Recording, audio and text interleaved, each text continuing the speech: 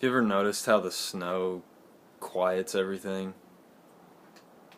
You ever notice how it makes the whole world kind of brighter and just quiets everything? I notice that every time I come outside in the snow. I'm always impressed by how quiet everything seems from the snow. Today's Epiphany Sunday. We have a habit of naming Sundays and seasons in the church, and it's not all bad because it gives rhythm to our spiritual year and helps us to know where to go with our reflections. And the rhythm that we have after Christmas, the question that we're asking about is Epiphany. Epiphany is a word that means to shine over or to shine upon or shine in. So the question is like, what shines in our lives now? What new light is there? Obviously, we've heard this story about the wise men or the magi or the three kings, and there's this star that's shining over where Jesus is born. So obviously there's that. But really this epiphany, this new light's more than just this star that these men follow. It's even more than the person under the star. It's more than that. But to get into that, we got to talk about these wise men. We've been in disagreement, scholars have, smart people have, about who are these guys. Some people say, like the song, that they're three kings, or that they're just wise men, or they're magi, or they're a combination of all three, which puts us in a really fun position of just kind of getting to pick. We wouldn't be too far off. For me, they're magi, like that, the Greek word for them, which means they're like magical astrologer types, and they might have even worked in a court for a king. They might have been in charge of interpreting astronomical events, saying what they were about, saying how they impact our human affairs. So I picture these guys, these three magi, waking up one day, one of them kind of saying, wait a minute, isn't that way brighter over there than it was yesterday? Maybe one of them agrees, and then they eventually go to their king and they say, King so-and-so, listen, we've seen this thing and we need to go check it out. It's a matter of diplomacy, sir. And the king maybe said, well, whatever. Yeah, oh yeah, but take some gifts with you, so, good diplomacy and everything. So they set out on their journey, and they go and they travel a long distance. And along the way, they've apparently interpreted what this event means. And we know that because they get to Jerusalem and they tell people what they think it means. And they tell the wrong people. Or maybe.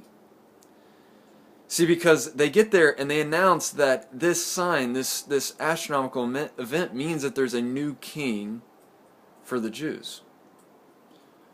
Which is not necessarily so bad at face value, but the thing is, they say it within earshot of King Herod. It's kind of like this situation. Imagine you work for like an international company. You're like an executive there, and you walk into the building or boardroom of some other international company, and then what you do is you walk in and you say, hey, while the CEO's sitting there, and you say, hey, there's going to be a new CEO. Huh.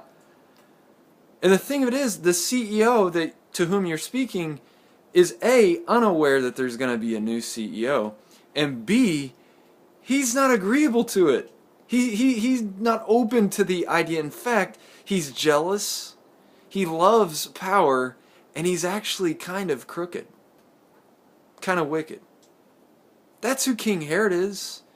Not only is he unaware that there's going to be a new king, he's also not open to the idea, and he's mean and powerful. He loves power, and so he says to these guys, being coy, oh yeah, hey, when you find him, come back and tell me so I can pay homage to him.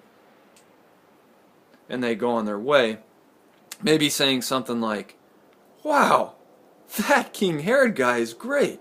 He's really nice. So they go on their way. And they finally make it to the place where this astronomical event is kind of happening at its peak, its brightest there. And they enter into this place where they find a situation that they did not imagine. In my mind, when I read this in Matthew chapter 2, the scene slows down. It says that they're overwhelmed with joy when they get there. Overwhelmed with joy. So there's like this rush of emotion. Maybe you can imagine some goosebumps. Maybe even like tears of joy. And they come into this house, and it says that they see this boy and his mother. And I think this is the point when things change for them, because I think personally they may have expected something like a person in royal garb, a really wealthy person, a person of power. That's not what they see. They see poor people in mud and poop. But they feel a presence of something there. They had to have. Something changes for them because they kneel down and pay homage, and then they travel home by a different road. The kneeling down and paying homage is not really that big of a deal in itself, because where they're from in the east, maybe Persia, some descendant of that nation, paying homage, kissing the feet of the ruler was common practice. You knelt down and kissed the king, and you were obedient to him in that way. That was just common practice. But what's different this time is that they kneel down, pay homage, offer the gifts, and then travel home by a different road. See, they'd had this vision from divine messengers that they needed to do that, and indeed they follow. They go home by a different road. See, I think the epiphany for these guys, the light that shines in their situation, and for them in the situation of the world, they say to themselves, this guy is not their king. Like the king of the Jews, he's our king. He's everyone's king. There is power in him worth giving everything to. So that gives us question. Not only is the story great drama, but it gives us great questions like, do we believe in Jesus that there's a power worth giving everything to?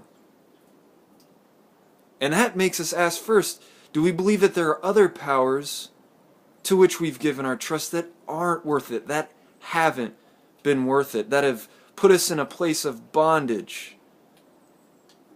Maybe in a bondage or in a situation of a jail that we've not noticed. These guys see in this baby, in the midst of mud and poop, power like they've not felt before. Power to liberate. Power to free us. Power worth giving everything to, and it makes them travel a different road. So that makes us ask yet another question. If we believe that this power is worth giving everything to, will we answer the call to follow that different road that our belief might require? The epiphany for these wise men, these magi, is that it is worth it, and that they do answer the call. I think if we answer that call, if we can identify with that new power and make ourselves open to its presence in Jesus, if we follow that different road, I think we'll find that new sounds, new sights, there will be a stillness in this creation, that there will be brightness in this creation like we've not yet known.